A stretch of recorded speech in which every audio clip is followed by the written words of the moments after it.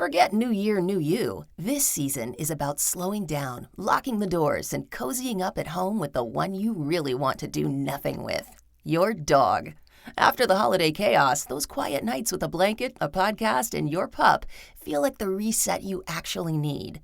Ollie helps make those moments easier with fresh protein-packed meals made from real human-grade ingredients, so your dog can enjoy some quality comfort food too. Choose from 5 recipes and get a personalized plan for your dog's needs. Meals arrive perfectly proportioned with a scoop and storage container, so serving is fast and mess-free. And with Ollie's in-app on-demand health screenings, supporting your dog is easy, ensuring more cuddles for many years to come. Visit ollie.com/truecrime and use code TRUECRIME for 60% off your first box. If you can't feel safe in your own home, where can we feel safe?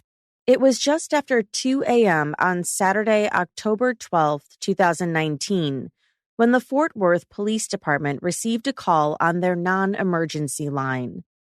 A concerned neighbor, James Smith, was calling to report that a house on his block had their doors wide open, with the storm doors closed, and all the lights were on. Smith owned several properties on the block and had worked alongside many neighbors to help improve the community. Looking out for one another was just one effort Smith took to keep his block safe. He knew the family who lived in the house and said the doors had been open since around 10 p.m., which seemed unusual. He had walked over to the house just before calling police. Although Smith wasn't aware if anyone was home, he did tell the dispatcher that the regular cars belonging to the residents were in the driveway. I'm calling about my neighbor. Okay, what's the address? 1203 East Allen Avenue. Okay, 1203 East Allen Avenue. What's going on there? Well, the front doors have been open since 10 o'clock, and I haven't seen anybody moving around. It's not normal for them to have both of the doors open this time of night. Smith noted that the residents were usually home at this time, but he had never seen both of their doors left wide open with the lights on before. He commented that he could probably see straight through their home. 2 police officers were dispatched on the call, which had been assigned as an open structure call, officers Aaron Dean and Carol Darch. Both officers had been with the city since 2018, and they had gone through the academy together. They arrived at the home just before 2:30 a.m. and began walking the perimeter. As they peered through the doors and windows, both officers noticed open cabinets and trash on the floor. Officer Darch followed Officer Dean's lead as they made their way around the outside of the house. This was his beat, and Officer Darch was there in a supporting role. They did not announce themselves as police officers in case a burglar was inside. This was standard protocol for an open structure call. Unbeknownst to them, 2 people were inside the residence. 28-year-old Atatiana Jefferson and her nephew, 8-year-old Zion. The officers continued to make their way to the backyard of the home, opening a side gate and checking the area with their flashlights and guns. Officer Darch was beginning to clear the backyard and was turned away from the house to focus on the back fence line. Officer Dean was pointing his flashlight up at the house and in the windows when suddenly he stopped, seeing a figure in the window frame. He shouted, "Put your hands up!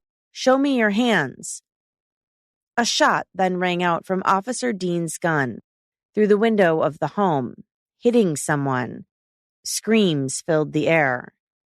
In less than 4 seconds, someone had been shot. Officer Darch turned around at the sound of the shot and would later say she only remembered seeing someone's eyes through the window of the home. Eyes as big as saucers, she would later recall. Both officers rushed around to the front of the house, where they entered through the front door. They made their way through the house, announcing their presence as they did so, before reaching the back room. Atatiana Jefferson had been shot. She was lying on the floor, moaning in pain, as her nephew Zion cried next to her. a handgun was found on the floor of the room near her body. She later died from the gunshot. This is Jillian, and in partnership with Law and Crime, you are listening to Court Junkie, episode 228.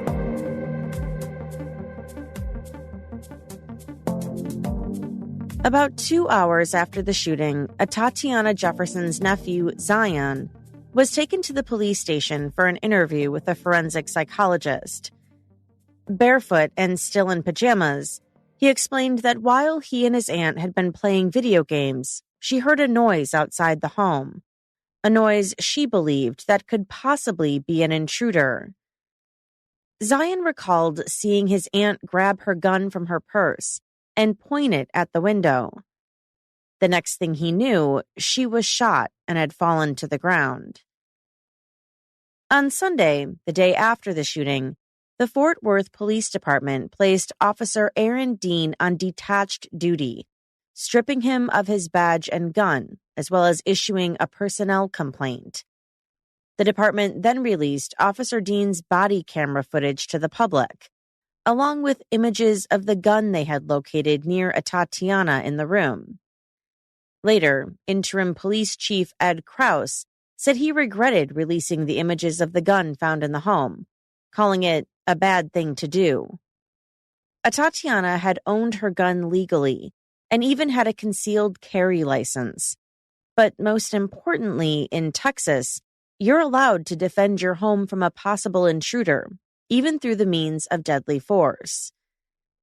Atatiana's family and their attorney blasted the released images of the gun as inappropriate, saying it had nothing to do with her death. Both the Fort Worth mayor and the interim police chief stressed that the gun found inside the room with Atatiana was irrelevant. She was in her own home caring for an 8-year-old nephew. Atatiana was a victim. Then Mayor Betsy Price told reporters. We are all heartbroken today. Atatiana was a beautiful, smart, amazing young woman, by all accounts, who was unjustly taken from her family. The entire city is in pain. As a mother, a grandmother, a sister, an aunt, I can't imagine anything worse, and I'm so sorry. On behalf of the entire city of Fort Worth, I'm sorry. She said there is nothing that could justify what happened. To Mr. James Smith, I know you're hurting today as well. You called police as we ask good neighbors to do. You were being that wonderful neighbor, the one that we all want next door to us, the type of person who does what's right in Fort Worth. Atatiana's death has left you totally shaken and your sense of security and trust in law enforcement jeopardized. And I'm sorry. To Atatiana's nephew, who witnessed the unspeakable loss, sorry doesn't cut it. The entire city needs to surround this young man with prayers, support, and anything that his family needs. Both the mayor and the police chief reiterated that Atatiana was well within her rights to have a gun in her home. Atatiana was a victim. She was taken from her family in circumstances that are truly unthinkable. On October 14th, 2019, 2 days after the shooting, Officer Dean resigned from the Fort Worth Police Department in a one-sentence resignation. Effective immediately, I am tendering my resignation from the Fort Worth Police Department. Chief Krause said Officer Dean was set to be fired because of the incident anyway. Had the officer not resigned, I would have fired him for violations of several policies, including the use of deadly force, failure to de-escalate, and unprofessional conduct, Krause said. At this point, Officer Dean had not cooperated with the investigation, but it was unclear if he had fired his weapon after seeing Atatiana with the gun, or if he never saw the gun at all. Hours after his resignation, the now former Officer Dean was arrested and charged with murder. Aaron Aaron Dean was arrested at his attorney's office and booked into the Tarrant County Jail. He was later released on a $200,000 bond. On October 24th, Atatiana Jefferson was laid to rest in Dallas, the area in which she grew up. At the time of her death, she worked in pharmaceutical equipment sales and had recently moved into her mother's home to take care of her because her health was in decline. Moving back in with her mom allowed Atatiana not only to be a caregiver, but to also save money in the hopes of returning to school. She had graduated Xavier University in 2014 with a degree in biology and was looking to go to medical school to become a doctor. Her 8-year-old nephew Zion also lived in the house full-time. His mother, Atatiana's sister, Amber Keur, was also sick and was frequently in the hospital. As the city of Fort Worth reeled from shock at the awful events, all eyes were on the local courts to see how fast the trial would be started. But as 2019 ended, the COVID-19 pandemic started. In January 2020, Atatiana's mother, Yolanda Keur, passed away in the same home as her daughter. She had been ill for many months, but family said the loss of Atatiana expedited her failing health. Time and time again, trial dates were set by the court and then canceled. In October 2020, Judge David Hagerman said the trial could potentially be pushed to August 2021. In March 2021, Zion and his mom, Atatiana's older sister Amber Keur, and a handful of protesters gathered outside the Tarrant County Tim Curry Criminal Justice Center in downtown Fort Worth. This was the office that was set to prosecute Dean, and the family was tired of waiting. Amber was upset that other parts of the government had been able to open back up during the pandemic, but families, much like her own, were forced to wait for justice. She wanted accountability. Even though you know that it's not justice, she told the local newspaper, the Star-Telegram, because justice would have been to announce yourself when you came out to check the scene, to give her time to put her hand down. That would have been justice. Not to go into my mom's backyard. That would have been justice, she said. But more months passed, and Judge David Hagerman seemed to be too preoccupied by a full docket of cases to set a date for Dean's trial. So much so that the new mayor of Fort Worth, Maddie Parker, even wrote a letter to Judge Hagerman, urging him to finally schedule a date. Until this criminal trial is resolved, Fort Worth cannot reconcile or move forward as a more unified community. And more importantly, Atatiana Jefferson's family and friends cannot begin to find healing, she wrote. He responded, setting a trial date for November 16, 2021, a date that would eventually come and go, seeing even more delays from all the other cases he had. Another full year would pass. In June of 2022, Dean's own team moved to request Judge Hagerman be removed from the trial completely on the grounds of bias. His team presented 11 witnesses who all testified that Judge Hagerman would not be able to preside over the case fairly. The motion was granted, and a new judge was assigned to the case, Judge George Gallagher. Judge Gallagher immediately set a trial date for December 5th, 2022. Prosecutor Ashley Diener gave the opening statements for the prosecution.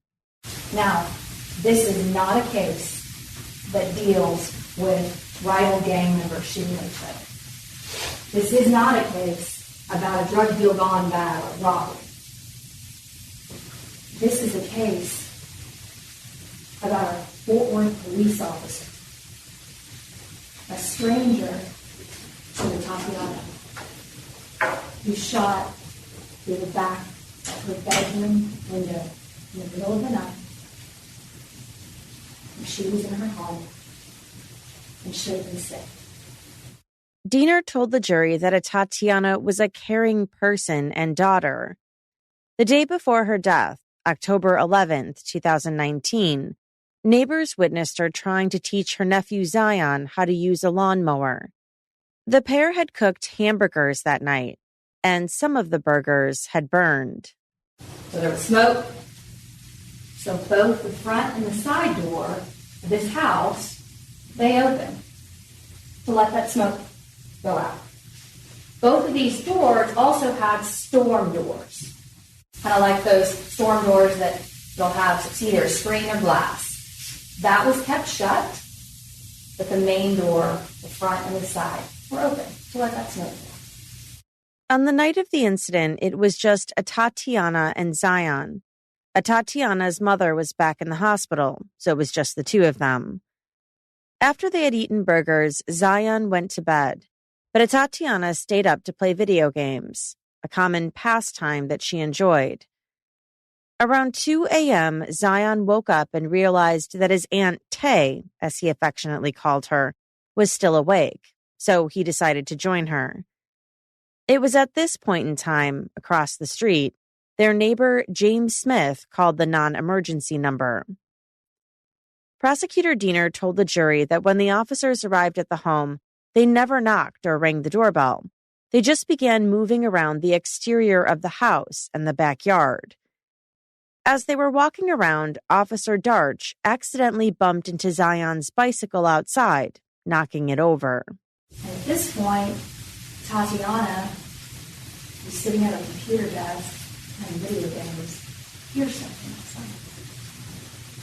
To this point, she had no idea that the Fort Worth Police Department had even been called.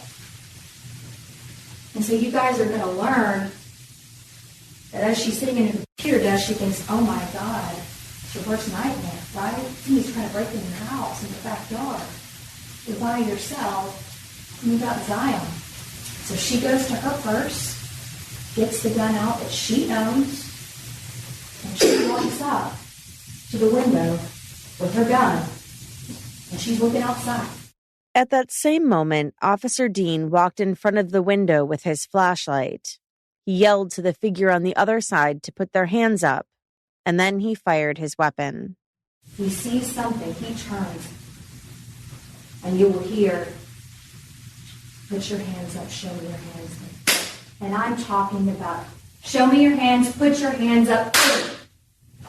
It is not fast enough for Tatiana to process and follow the commands of an unknown stranger in the backyard, let alone fast enough for him to see anything. A mere matter of seconds, Prosecutor Diener said, was impossible for Atatiana to respond quickly enough to follow his commands. She said it was also too fast for Officer Dean to be able to see a gun in her hands.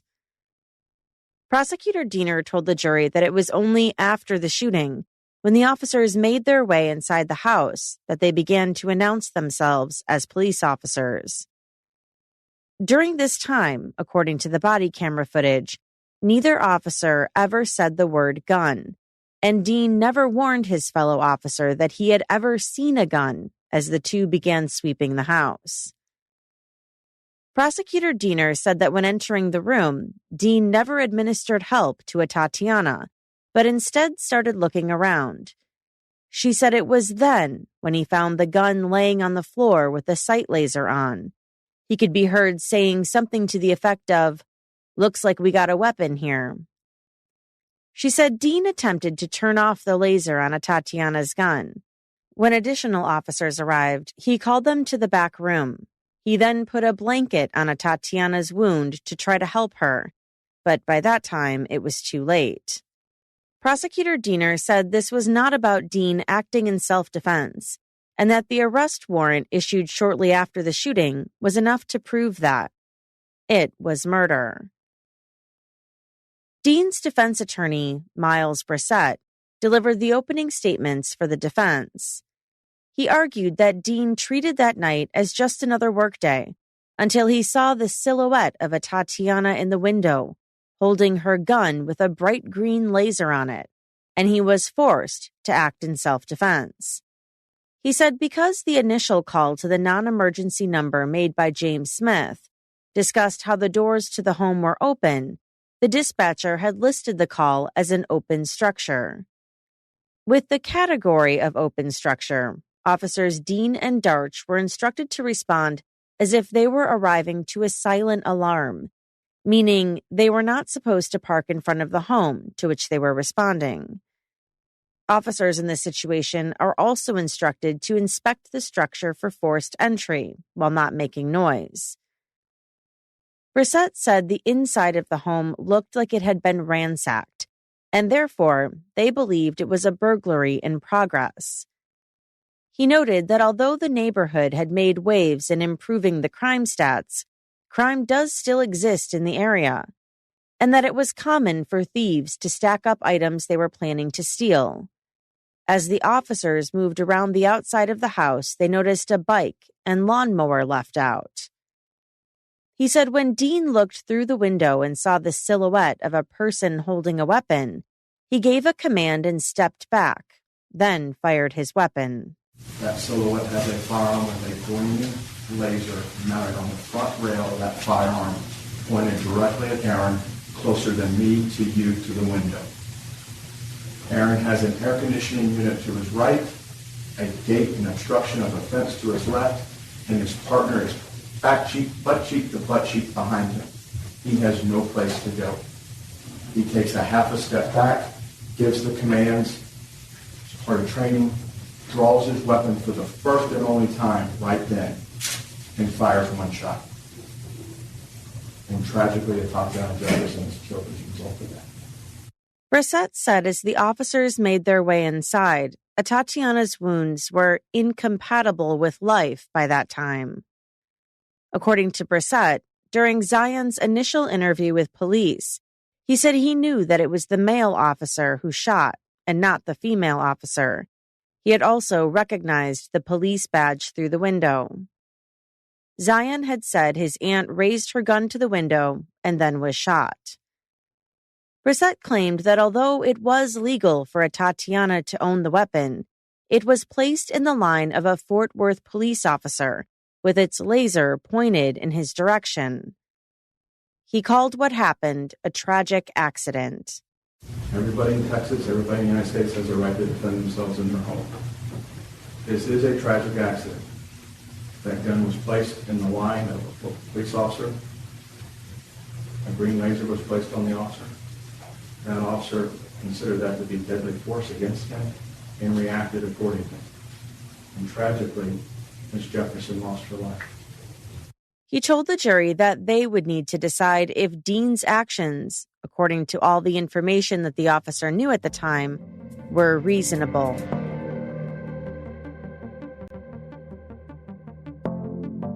Atatiana's nephew Zion was 11 years old when he took the stand in Aaron Dean's trial. He told the court that he wants to be an NBA player or scientist when he grows up. He explained that he lived with his Aunt Tay and his granny because his mom wasn't in good health, and he stayed with them in the meantime. He said he liked living there because his aunt liked playing video games and his grandmother took good care of him. In addition to teaching him everyday skills like mowing the lawn, Atatiana was also teaching him how to cook.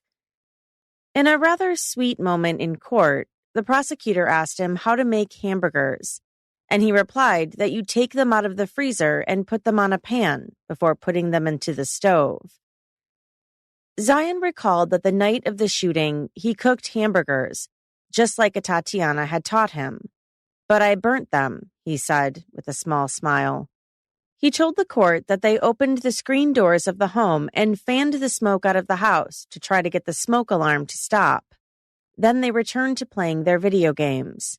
He said only one hamburger patty survived, which he happily ate. He said he didn't fall asleep that night, but stayed on the bed playing his Nintendo Switch, while his aunt played a different game on the TV. He said he was still playing when his aunt heard a noise outside.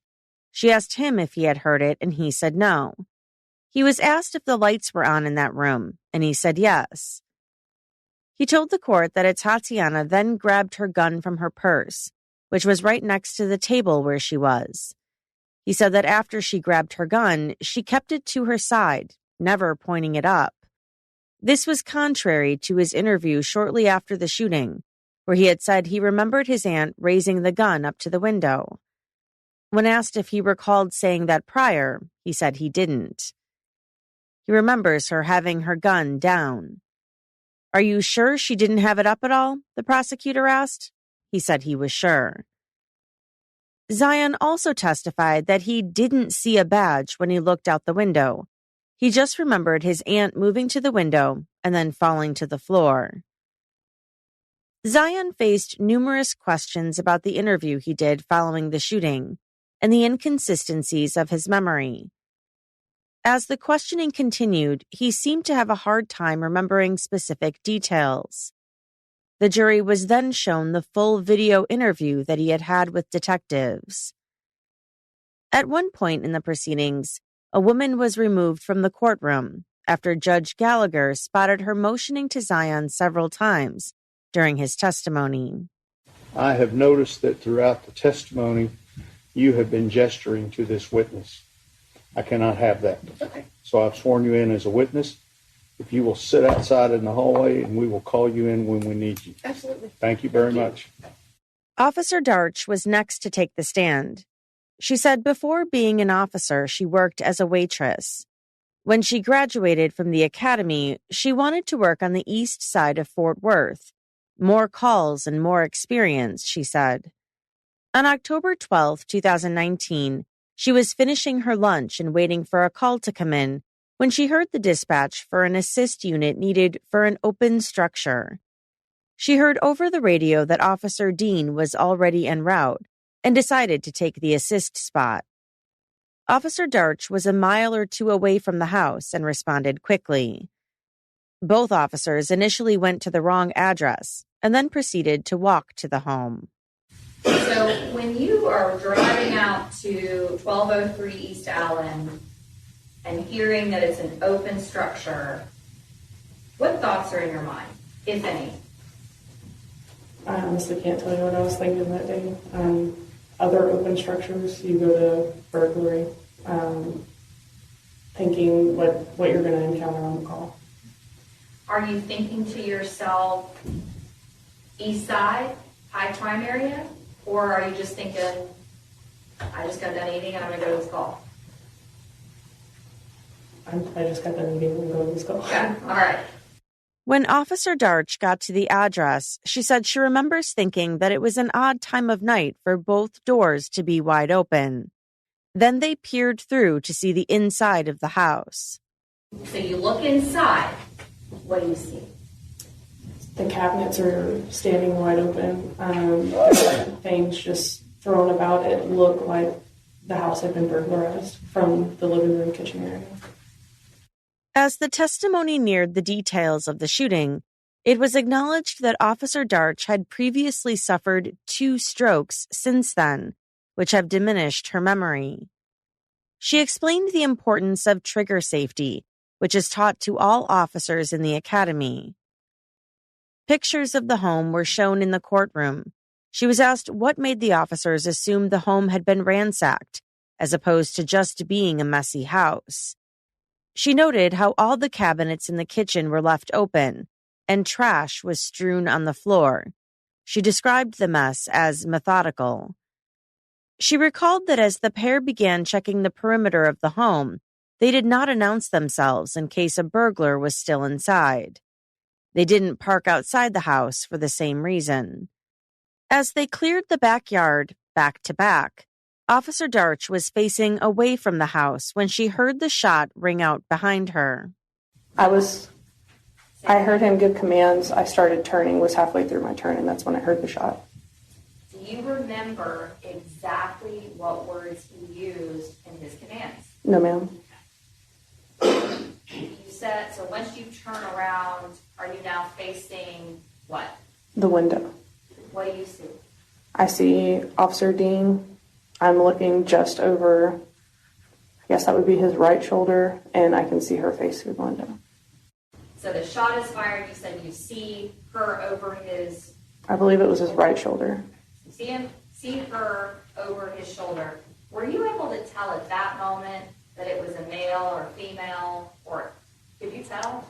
The only thing I could see was eyes, really. I couldn't make out if it was a male or a female. I just saw someone in the window and I saw their eyes. How would you describe their eyes? As big as saucers. You said as big as saucers. Okay. An emotional Officer Darch described immediately helping Zion once they entered the home.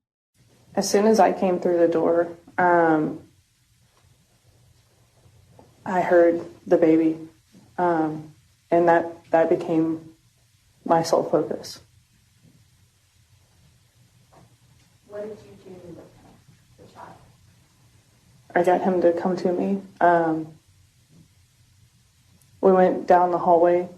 I remembered that it was cold outside because I had my jacket on, and there was a blanket on the back of the couch. So I wrapped him up and I went and stood on the curb with him so that he didn't have to see what was going on in there.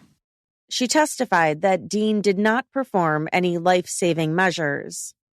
Did you ever see Atatiana's gun? No, ma'am. I saw her face. Is that burned in your memory? Yes, ma'am. Did you ever hear the defendant saying gun? No, ma'am. Abriel Talbert was the dispatcher who took James Smith's non-emergency phone call that night. So what information were you given? Everything that I wrote on this sheet, that the caller said that the front door to that address is open. Both neighbors' vehicles are in the driveway, and then I described the vehicles, a white sedan, a dark-colored sedan, and that neighbors are usually home, but never has the door open. James Smith also took the stand, saying that he has relived the events of that night over and over in his head. He had done yard work earlier in the day and noticed Atatiana teaching Zion how to mow the lawn. A car accident had occurred later in the afternoon on the street in front of his home. He had seen Atatiana rush to help the people inside the vehicle. He told the jury that when he went to Atatiana's house to check out why the doors were open that night, it was around 2 a.m., and he didn't want to startle anyone inside, so he decided to call the non-emergency number instead. On the fourth day of the trial, former Officer Aaron Dean took the stand to tell his side of the story for the first time. He said he decided to testify because this jury needs to hear from me and hear the truth. Dean was 36 at the time of the shooting and grew up in Arlington, Texas. In the early morning hours of October 12, 2019, Dean said he was the second to arrive at the address at 1203 East Allen Avenue. Officer Darch arrived first. The street was dark. The residents at 1203 East Allen had, I could see the front door open and light spilling out of that front door. So there were lights on inside. I remember it being quiet. I really don't remember hearing much of anything. He testified that it looked as though the home had been ransacked. When you look in the front door, the addressable side, the front side of the house? Yes. What observations did you make, if any? I observed that the storm door, the glass door, was shut. The inner door was open. Objects were just strewn about inside. I could see kind of straight back to what looked like a dining table with a living area and a kitchen. I could see objects just strewn all over the floor. It looked ransacked. It was a mess. Dean said that on one of the doors to the home, he believed he saw part of the frame pulled back and noticed a screwdriver on the ground near the door. Further signs, he said he believed, of a burglary. He recalled inspecting the window for signs of forced entry. The screen appeared intact, but I leaned down to look for jimmy marks or something like that. And at that point, I also peered inside the window just to see if objects were broken or messed up in there, or if there was someone in there. Did you have your gun drawn when you go through the gate? No, I did not. You know if Officer Dark did? I believe she did, yes. Is there a reason why she had hers drawn and you didn't? I can only speak for myself. There's training about doing a general area search, and you don't do that with your weapon out. You do it with your handheld flashlight. When he saw the figure in the window of the home, Dean alleged they were very close to the window. He said he thought it was a burglar. Well, I thought we had a burglar, so I stepped back, straightened up, and drew my weapon, and then pointed it towards the figure. I couldn't see that person's hands, and we're taught that the hands, and it's what's in them that killed. We need to see the hands. We need to get people to show us our hands and get control of those hands. So I drew my weapon, intending to tell that person to show me their hands. He described the moment after he unholstered his weapon. Although Dean explains the events of the shooting slowly, the time between him noticing someone in the window and firing was no more than 4 seconds. Well, as I said, I needed to see that person's hands, because the hands carry weapons. The hands are the threat to us. So I looked back after I got my light on, saw the silhouette again, and I was shouting at this time, shouting commands. Put up your hands. Show me your hands. Show me your hands. And as I started to get that second phrase out, show me your hands, I saw the silhouette. I was looking right down the barrel of a gun. And when I saw the barrel of that gun pointed at me, I fired a single shot from my duty weapon.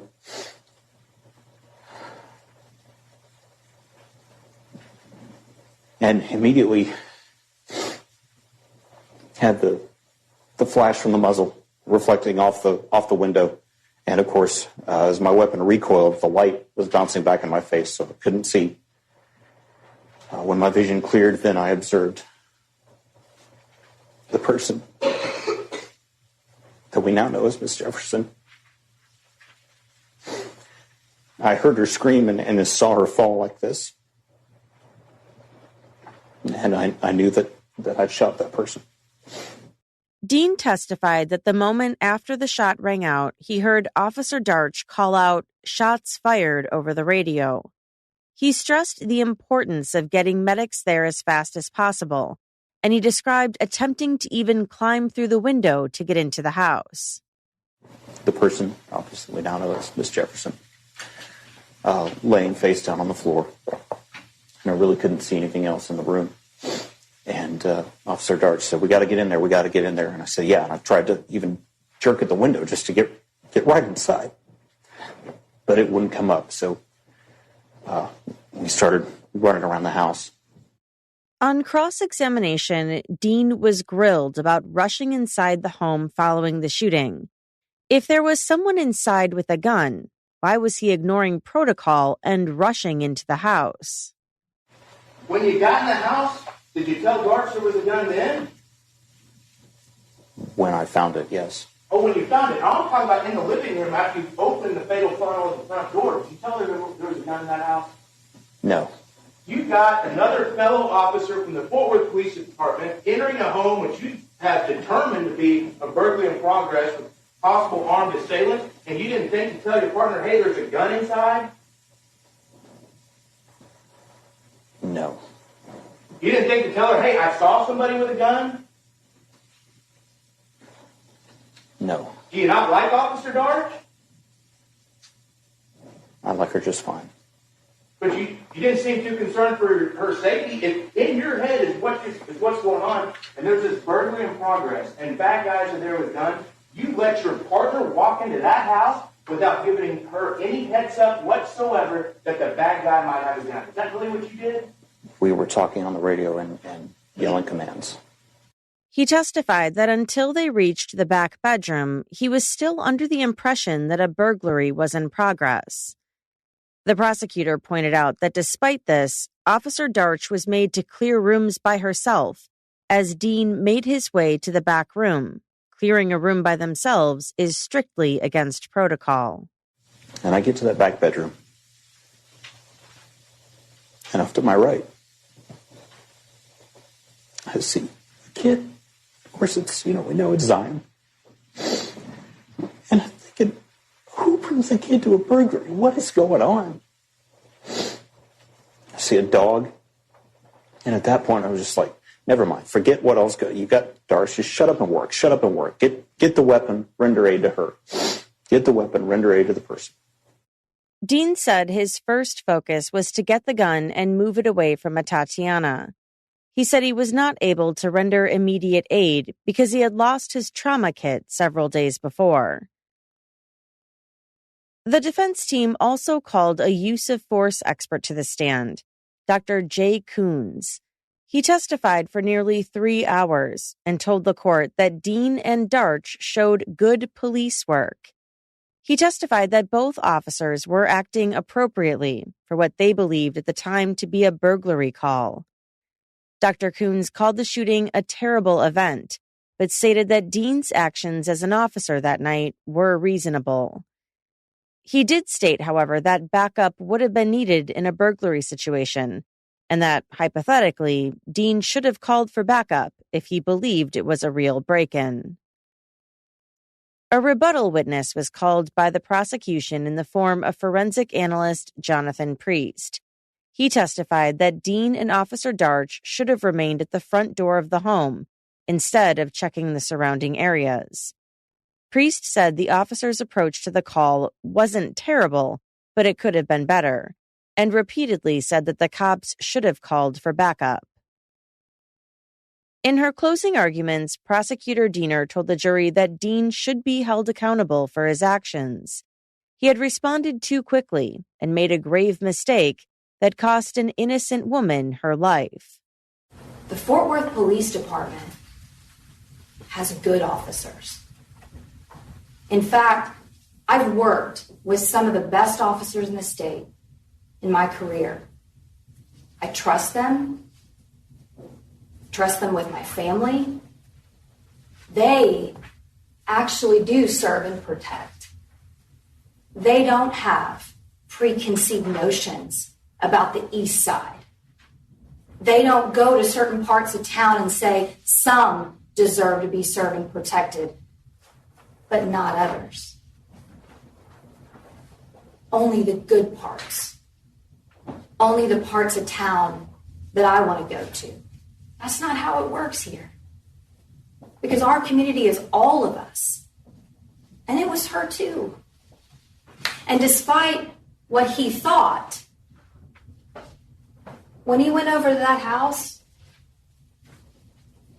it was a dope deal gone bad, or robbery, or a shooting, high crime area. This is a 28-year-old woman that was a daughter, a sister, an aunt, studying to be a doctor, taking care of her nephew. Additionally, she said he violated the safety and trust the community had with the police force. She told the jury that because the officers never announced their presence on the property, Atatiana had every right to protect her home if she heard a noise outside at 2 a.m. You can be in your own home, owning a weapon, owning a gun, and you can protect yourself in your home. That's one of the most fundamental rights. That's the reason we all feel so safe. Atatiana Jefferson didn't commit any criminal act by walking up to the window with her gun, thinking someone was outside. It's what many of us would do if we were in our house in the middle of the night, in the back bedroom, and we hear somebody outside. That's what you would expect us to do, to try to protect ourselves, and in this case, Zion as well. So there's not been any evidence to support anything that she did was unlawful. And you got to have that. That's what the law says. And if you think about it, it makes sense in this case because she was in her own home. If we can't feel safe there, where in the world are we going to feel safe?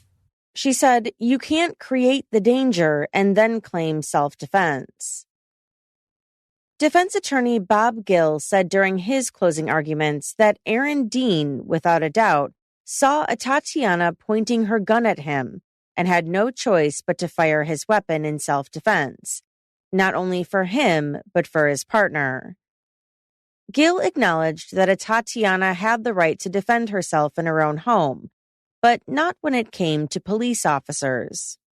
And the rights we have as citizens, the right to protect ourselves, the right to protect in our home, Atatiana Jefferson's rights the night of October 12th of 2019, she had those rights up until the point she pointed a firearm at a Fort Worth police officer.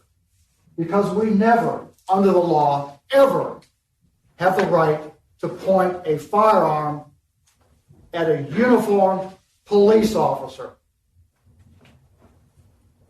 The rights stop there. Because that conduct is a first-degree felony under the laws of the state of Texas. And it's a crime, and it's an unlawful act. He also argued that Atatiana's wounds were so severe, any life-saving measures Dean would have attempted would not have worked. The jury weighed the case for over 13 hours before reaching their verdict. They found Aaron Dean guilty of manslaughter, however, not the original charge of murder. Under the guilty manslaughter verdict, he faced up to 20 years in prison. Prosecutors hoped for the maximum prison time, while the defense petitioned for probation. This was the first time an officer on duty was convicted of manslaughter in Tarrant County. During the sentencing hearing, family members for both Dean and Atatiana spoke. But in a surprising turn of events, prosecutors also called psychologist Kyle Clayton to the stand. He had administered Dean's psychological exam when he first applied to the police department years prior. Clayton said he first failed Dean on the exam. My conclusion was that he was not psychologically suitable to serve as a police officer, Clayton testified. The results suggested he had a narcissistic personality style that would inhibit his judgment, his decision-making. Dean later appealed those exam results and was hired by the Fort Worth Police Department. On December 20th, after several days of testimony, Aaron Dean was sentenced to 11 years, 10 months, and 12 days in prison. Many people involved in the case found significance in the specific sentencing time. Although the jury was not asked specifically, those on the prosecution team believe it was a message sent from them. Atatiana's sister, Ashley Keur, agreed that the numbers meant something. 11 years, that's the same age as Zion. 10 months, 12 days, that's the day that it happened. It's a message in this. It might not be the message that we wanted in the whole dream, but it's some of it. It's some of it. We're not going to forget Atatiana, she said. Despite the guilty verdict, Aaron Dean's defense team is adamant that he needs a new trial. They have since filed a motion to investigate the jury. They say they discovered social media posts from someone claiming to be a juror on the case, asking for opinions and information online during the trial. Judge Gallagher approved the motion, and Dean's team was given copies of the jurors' contact information in order to conduct their investigation. They have been ordered to destroy the documents containing the personal information of the jury after their investigation is completed. On January 17, 2023, Dean's attorneys filed a motion for a new trial and requested that he be released on bond in the meantime. As of this recording, no official decision has been announced. Atatiana Jefferson's sister and Zion's mother, Amber Keur's health was already in decline when Atatiana was killed. During the trial, Amber was hospitalized and diagnosed with congestive heart failure. She later passed away, surrounded by family. And that's all for this episode. As always, I'd love to know what you think about this case. You can let me know by finding me on Twitter at CourtJunkiePod, on Instagram at CourtJunkie, or by emailing me at podcast@CourtJunkie.com. This episode was researched and written by Law and Crime staff. If you'd like to hear these episodes without the ads, hear additional Court Junkie bonus content, or receive our weekly newsletter about the week's interesting court cases, check out my Patreon options at CourtJunkie.com/support. Thanks again for listening. Until next time.